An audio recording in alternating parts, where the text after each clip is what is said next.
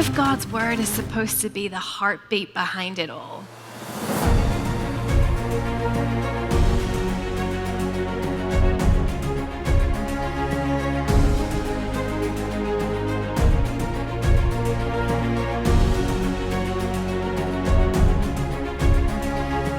If peace is not in you, how can you bring peace to those around you? To bring peace, you need peace.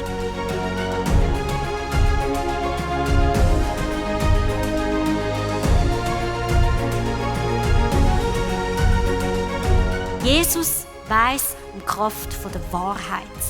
Und die Wahrheit über sich selber zu erkennen, ist immer der erste Schritt zur Veränderung.